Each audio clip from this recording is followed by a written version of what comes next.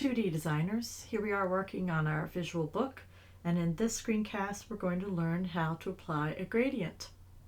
So in the last video we had our letter that we had filled with our photograph, and this time I want to develop this background to have a gradient of color behind it.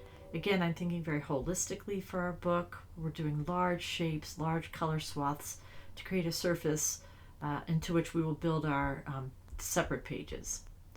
So we're going to turn off the letter E, and I want this color to flow behind the rock veins, so I'm going to click background, that's below the rock veins, and plus to add a new layer here.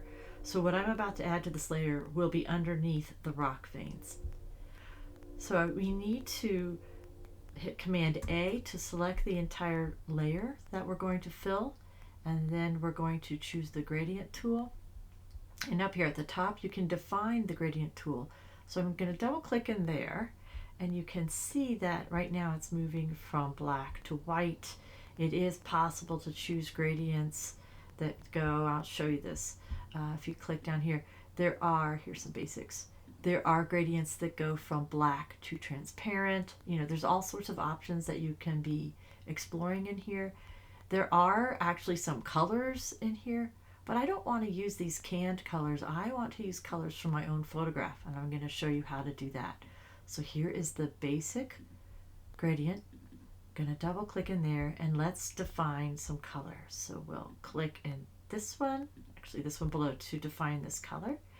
And I want to be able to pick this color using the color picker tool, but I need a photograph. So go to my resources, my assets file, and here is my photograph.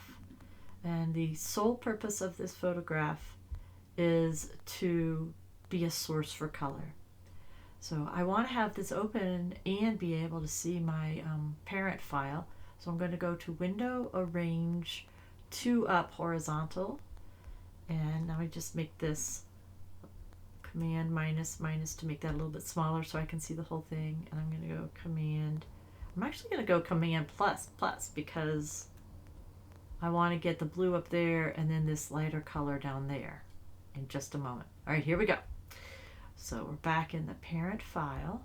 On the layer that we're going to fill, I can see that the selection is active, the whole layer is active. I will click on the gradient tool, and let's start defining colors. Now I'm ready to go.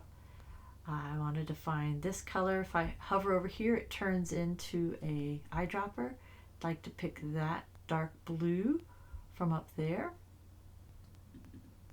There we go. It seemed to help when I double clicked it, just to mention. And now we'll go over to the other end and define this other color from a lower part of the sky. Can you see how it turns lighter and greener? I'm just fascinated with the way these skies change their colors. So now we have a gradient, and the colors that have been selected came from my source image. So let's take this and come back to our parent file. We're going to apply it here. And there's something else that I can do. The gradient can be applied in whatever direction you click and drag, and this is a straight gradient going across here, but I want to show you the option. There's other options here. I wanted to do a gradient that sort of radiates from a center point. So if I do this, can you see now how it's a gradient that emanates out from that center point? And when I do this, let me turn this E back on. I think I want even more contrast. I want it to be a deeper version of this blue from the sky. So I'm going to go back and double click in this gradient. Double click in the gradient so that I can define this color.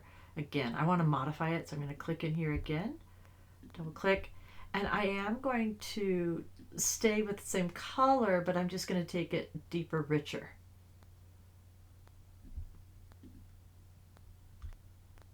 And now let me go back and define it again. So this is what you can be doing, it'll take some fiddling. I'm liking that contrast better, deeper, richer blue going out to this lighter sky blue. So I will go back up to window arrange, consolidate all the tabs. There we go. So now you can see that we have applied a color to the ground using a gradient. In the next screencast, we are going to be adding some of our fonts that are from our quote. See you there.